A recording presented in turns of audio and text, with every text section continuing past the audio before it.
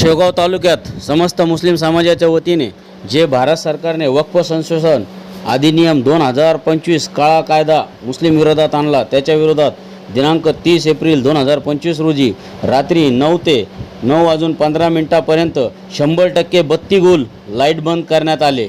तसेच संपूर्ण भारतात बत्ती गुल लाईट बंद करण्यात आले. खासदार बॅरिस्टर असदुद्दीन ओवैसी यांची प्रतिक्रिया. संवाददाता शेख यूसुफ, न्यूज़ 18 अहमदनगर दर्पण.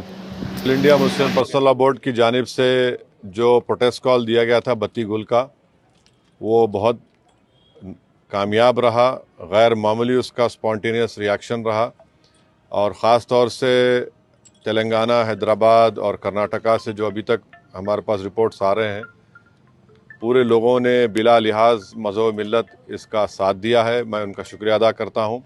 और इस प्रोटेस्ट करने का एक ही मकसद है कि हम नरेंद्र मोदी गवर्नमेंट को ये पैगाम देना चाहते हैं, ये मैसेज देना चाहते हैं कि आपने जो वक्फ अमेंडमेंट एक्ट 2025 बनाया है वो वक्फ बोर्ड के मफाद में नहीं है. वो वक्फ बोर्ड को बर्बाद करता है, वक्फ की प्रॉपर्टीज़ को ख़त्म करता है और ना उससे कोई रेवेन्यू में इजाफा होने वाला है. तो ये हमारा प्रोटेस्ट इसीलिए था और क्योंकि जो क़ानून बनाया गया वो अनकॉन्स्टिट्यूशनल है. हमारे संविधान के फंडामेंटल राइट्स के आर्टिकल 14, 15, 25, 26 और 29 का ग्रेव वायलेशन है. इसीलिए ये प्रोटेस्ट कॉल दिया गया है. आइंदा 1-2 हफ्ते के बाद ह्यूमन चेन का भी प्रोटेस्ट होगा, राउंड टेबल कॉन्फ्रेंस होंगी. तो ये हमारा प्रोटेस्ट उस वक्त तक चलता रहेगा जब तक नरेंद्र मोदी की हुकूमत इस बिल को वापस नहीं लेगी. मैं आप तमाम का शुक्रिया अदा करता हूँ जिन्होंने इस बत्ती गुल प्रोग्राम में हिस्सा लिया.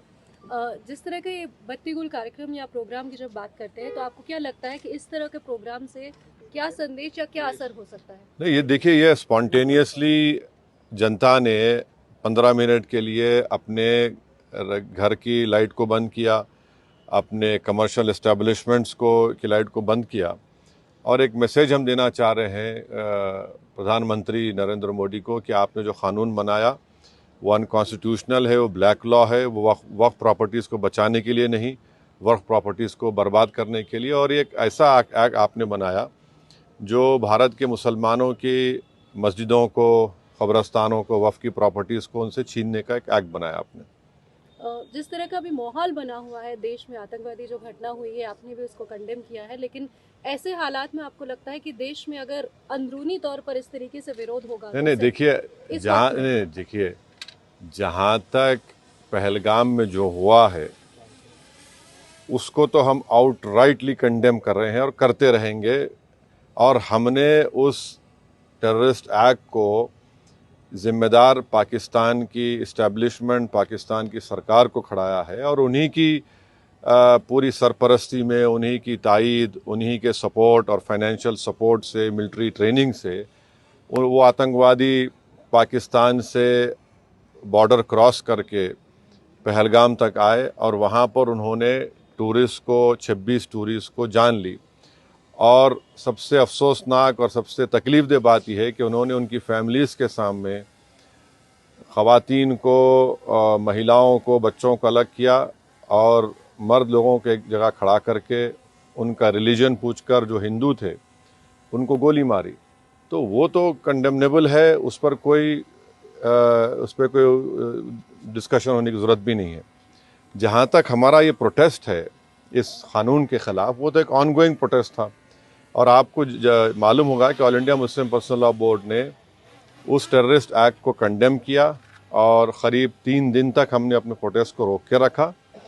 तो ये पहले से तयशुदा प्रोग्राम है. जहाँ तक देश की अखंडता, देश की इंटीग्रिटी की बात आएगी, उसमें तो कोई कॉम्प्रोमाइज़ नहीं हो सकता. सर, आज की सबसे बड़ी खबर cash census, national cash census, इस पे आपका क्या कहना है? आपने धन्यवाद भी दिया है.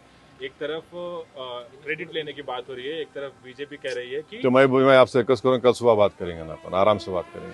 ठीक है सर, आपका रोड मैप क्या रहेगा आगे के लिए? अब जो all India Muslim personal law board का प्रोग्राम है कि नेक्स्ट मंथ मई में ऐसे ही एक टाइम पर दिन में एक ह्यूमन चेन बनाई जाएगी इस वक्फ अमेंडमेंट एक्ट के ख़िलाफ़. और फिर राउंड टेबल कॉन्फ्रेंसेस भी होंगी.